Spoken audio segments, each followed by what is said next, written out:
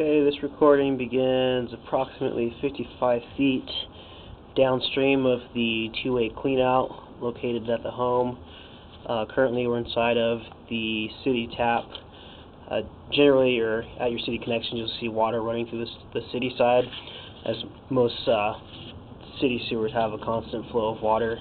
With how short this street is, there's only a few houses on this particular street. It's no surprise that there's not active flow, at least in this portion. I'm sure if I were to follow this down another 100 feet or so to where it ties into a bigger city line, there would be flow there. But anyway, we'll continue on. We're going to head back in reverse, back towards the home. So we're changing directions right now as we're coming through the Y fitting at the city tap. That's what this is right here. This is a 4-inch PVC line.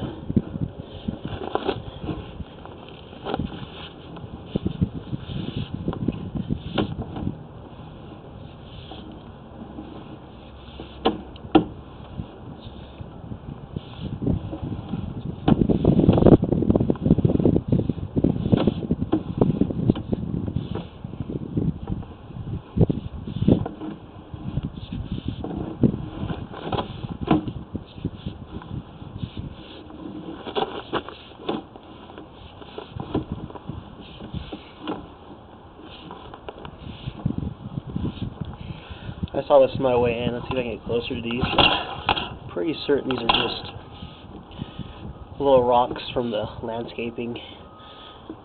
I'll show you on the camera once I pull out of the clean out. Looks like the same exact type of decorative rock. There's actually two-way clean outs located at this home, which is kind of abnormal. They're only about 4 feet apart. But one of these clean outs did not have the proper type of plug in it. It just has some sort of oversized cap over the top of it where it can easily be knocked over, kicked over, which would expose the sewer line to foreign objects, which is, I think that's how they got in here, possibly during landscaping or at another point. But these are about 40 feet downstream of that open cleanout that I just spoke of, so they've made their way down the line. Not a big concern. It could easily be jetted out into the city, to the city side. I did notice a very minor belly. This standing water right here is just where the pipe just lost its grade downhill and just kind of flattens out.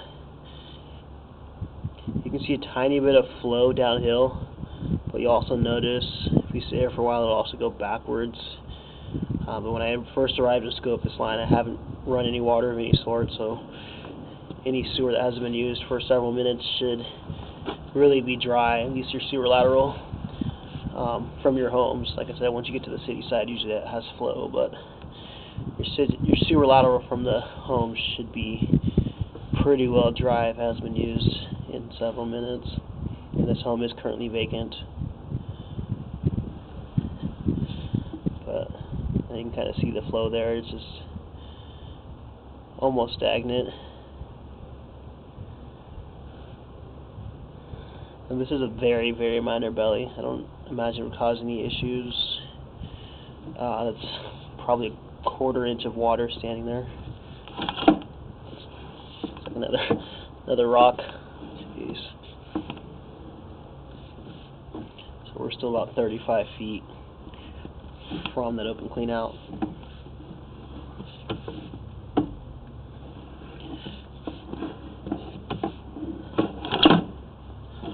Another little rock in here.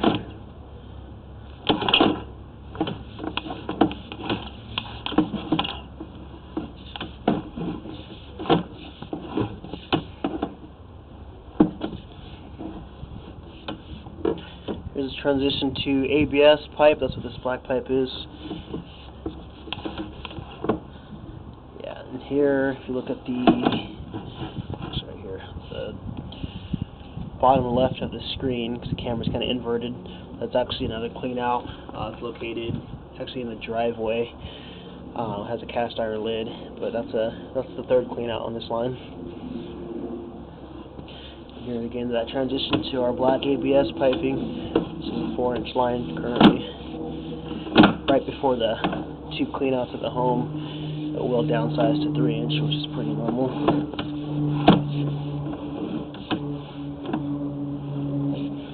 Some elbows, you change directions. Start approaching the home.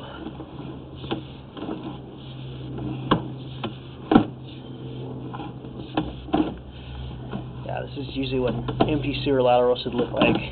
Should be pretty well dry in there. I mean, moisture is normal, but shouldn't really see puddles. Puddles are a sign that there's a lack of grade. We call that a belly in the line, where essentially it's sagging, and that can happen during a poor installation or during backfilling the trench. If the ground below the pipe wasn't bedded properly and compacted, you can get sags in the line. Ones that are severe enough can cause flow issues and ultimately backups. But again, the one that we noted earlier was very minor.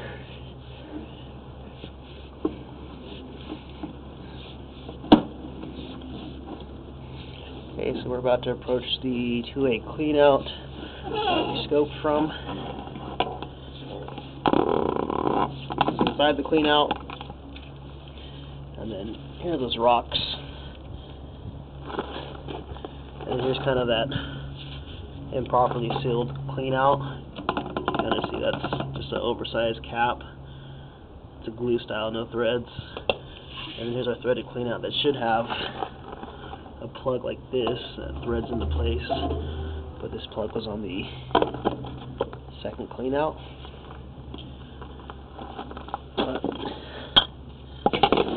I'll just run the camera upstream, go past a little bit of standing water. So if you look at the right of the screen, bottom right, that's that cleanout that's not properly been capped. It's just a glue drip. It looks like, possibly, yeah. Look to the right of the screen, a little shiny object. Looks like that's just a dried glue drip from installation. Too much glue. So it looks like there is a somewhat minor belly right here. Takes about ½ inch of water to start covering the camera head. ½ to 3/4 inch. There you go. So right now the camera lens is almost fully submerged.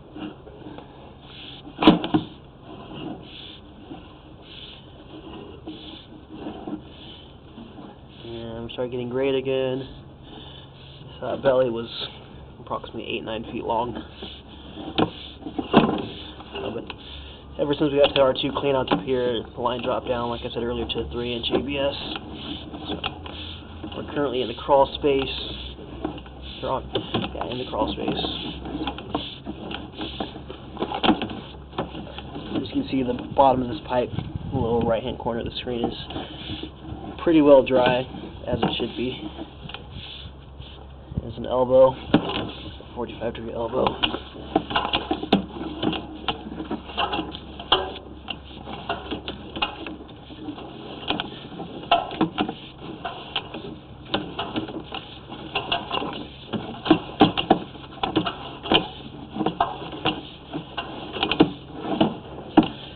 Okay, that's as far as I'm going to be able to go. What we're looking at right now in the center of the screen is what we call a test cookie. Essentially, they're installed, glued in place for pressure testing systems, but a lot of plumbers will install them just past a cleanout plug. That way there's no risk of the cleanout plug leaking during that pressure test. So if we were able to blast through this test cookie, we would see another cleanout, and this is the upper terminal cleanout, we call it, in the crawl space. So this is essentially the end of the main run of the crawl. But there is a Y right here, you can see to the bottom of that cookie, and so that's going to be the final fixture or set of fixtures on this line. But yeah, that will conclude our sewer scope of this property.